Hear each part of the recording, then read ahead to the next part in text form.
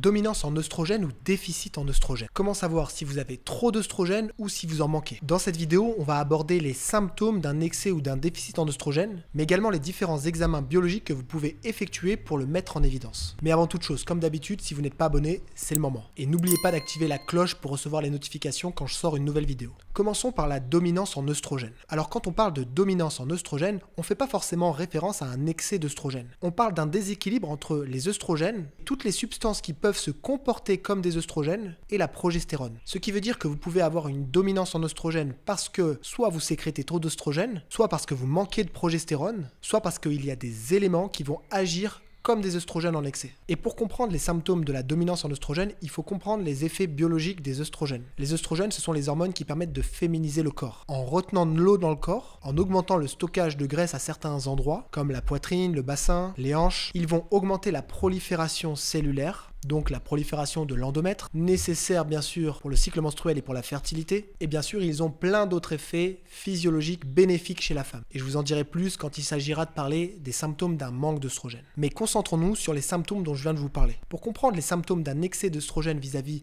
de la progestérone, il faut comprendre les effets biologiques des œstrogènes. Et on va se concentrer sur quelques éléments nécessaires à la compréhension des symptômes qu'on pourrait déclencher en cas de dominance en œstrogène chez la femme. Le premier, c'est que les œstrogènes augmentent la rétention d'eau. Et ce symptôme va expliquer la rétention d'eau chez la femme avant les règles. Rétention d'eau dans la poitrine, ce qui peut donner des douleurs mammaires, ce qui peut favoriser les adénofibromes, les kystes ou les fibromes utérins. Le deuxième effet biologique, c'est la prolifération cellulaire, qui peut se traduire lorsque les œstrogènes ne sont pas contrebalancés par la progestérone par de l'adénomiose, de l'endométriose, mais également les fibromes, les adénofibromes, qui sont également en lien avec la rétention d'eau dont je viens de vous parler, mais également, et plus grave, les cancers hormonodépendants, qui sont bien sûr multifactoriels et qui ne sont pas que en lien avec la dominance en œstrogène. Un autre effet biologique des œstrogènes, c'est l'activation du système sympathique, le système nerveux de l'action. Et donc les œstrogènes sont très intéressants pour l'énergie féminine. Mais en excès, s'ils ne sont pas contrebalancés par la progestérone, ça peut donner de l'anxiété, ça peut donner des troubles du sommeil, des tensions musculaires, tous les symptômes que les femmes peuvent ressentir avant les règles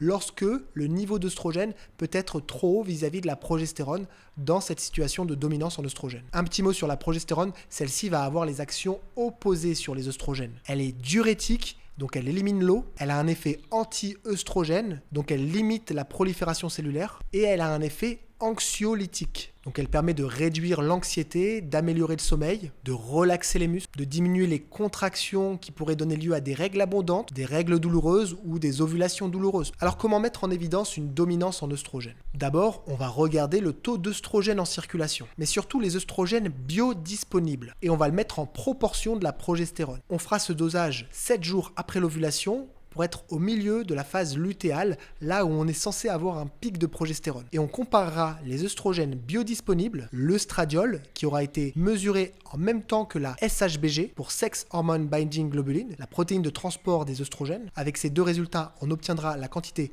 d'œstradiol libre, qu'on comparera à la progestérone libre, et donc on mesurera la progestérone sanguine avec la transcortine, qui est une des principales protéines de transport de la progestérone. Pour connaître les hormones biodisponibles, on pourra avoir également recours à un test salivaire, toujours à faire au même moment du cycle, c'est-à-dire 7 jours après l'ovulation, œstradiol et progestérone salivaire. Et on pourra également mettre en évidence les métabolites des œstrogènes dans les urines, et notamment l'œstriol, l'œstrone et l'œstradiol. Et enfin, pour pouvoir analyser, mettre en évidence les capacités d'élimination des œstrogènes par le foie, on peut faire un test urinaire, la 2,16-hydroxyœstrone, qui va nous permettre de mettre en évidence, de comparer deux voies essentielles à la détoxication des œstrogènes. L'une qui va détoxifier les œstrogènes en les transformant en métabolites toxiques, œstrogénisants en excès, et l'autre qui va inactiver les œstrogènes. On fera le ratio des deux pour obtenir un résultat qui nous renseignera sur les capacités d'élimination des œstrogènes et donc sur une éventuelle hyperœstrogénie, une éventuelle imprégnation en œstrogènes. Mais malheureusement, même avec ces résultats, vous pouvez passer à côté d'une hyperœstrogénie ou d'une dominance en œstrogènes si vous ne vous fiez pas aux symptômes. Car vous avez énormément de substances, les perturbateurs endocriniens, qui peuvent affecter les récepteurs aux œstrogènes, qui peuvent augmenter la transformation des œstrogènes, la détoxication des œstrogènes, finalement qui peuvent exercer des actions hyper œstrogénisante via plein de mécanismes que l'on ne pourra pas analyser avec la biologie malheureusement. On passe maintenant au déficit en œstrogène. Comment analyser une hypoœstrogénie? Alors si vous êtes vous-même ménopausé ou si votre mère est ménopausée, il suffit d'analyser les différents symptômes pour comprendre les conséquences d'un déficit en œstrogène. L'un des premiers visibles, c'est la sécheresse cutanée, l'apparition des rides, car les œstrogènes sont indispensables à l'hydratation de la peau, notamment grâce à la synthèse de collagène, d'acide hyaluronique ou encore d'élastine. Donc manque d'œstrogène égale peau plus sèche, plus rigide, donc plus de rides. Mais la souplesse des tissus, l'hydratation des tissus, c'est pas uniquement la peau, c'est aussi les vaisseaux sanguins, les tendons, les muscles, les articulations. Et donc un des symptômes, ça peut être aussi les raideurs musculaires, l'arthrose, la perte de mobilité. Comme je vous l'ai dit tout à l'heure, les œstrogènes sont indispensables pour activer le système sympathique et un manque d'œstrogène peut s'accompagner d'un manque de motivation, difficulté à émerger le matin, un manque d'entrain.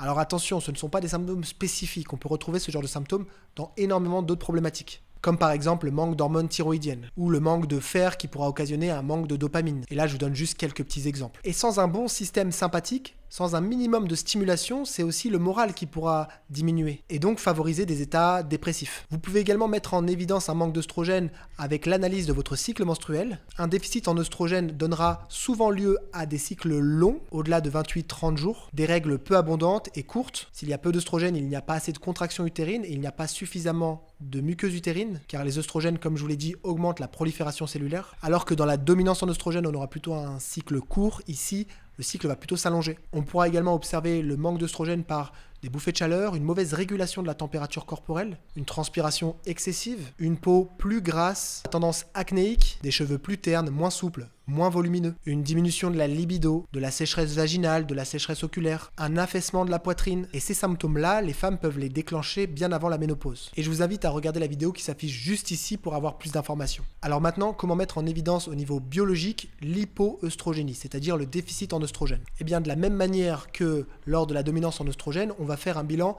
7 jours après l'ovulation. Alors contrairement au bilan pour mettre en évidence une dominance en œstrogène, là on peut mesurer les œstrogènes à différents moments du cycle, parce qu'on n'a pas forcément besoin d'analyser la progestérone en proportion des œstrogènes. Donc ça peut être en début de cycle, ça peut être au moment de l'ovulation. D'ailleurs, un bon taux d'œstrogène au moment de l'ovulation permet de mettre en évidence l'ovulation. Vous pouvez aussi l'analyser en deuxième partie de cycle, en moitié de phase lutéale, et mesurer également la FSH, l'hormone qui stimule les ovaires, sécrétée par l'hypophyse dans le cerveau. Plus celle-ci va être haute, plus c'est un signe d'hypoœstrogénie. Ce qui voudra dire que les ovaires ont besoin d'être stimulés en excès pour continuer à fonctionner correctement. La diminution des œstrogènes pourra également s'observer au travers du bilan lipidique et du bilan glycémique, car les œstrogènes sont indispensables pour réguler positivement la glycémie et les paramètres lipidiques. Ce qui explique notamment l'augmentation du risque d'obésité, de diabète de type 2 et de maladies cardiovasculaires à partir de la ménopause. N'hésitez pas à lire la description, je vous mets plus d'informations. Abonnez-vous à ma chaîne si ce n'est pas déjà fait et n'hésitez pas à poser vos questions en commentaire.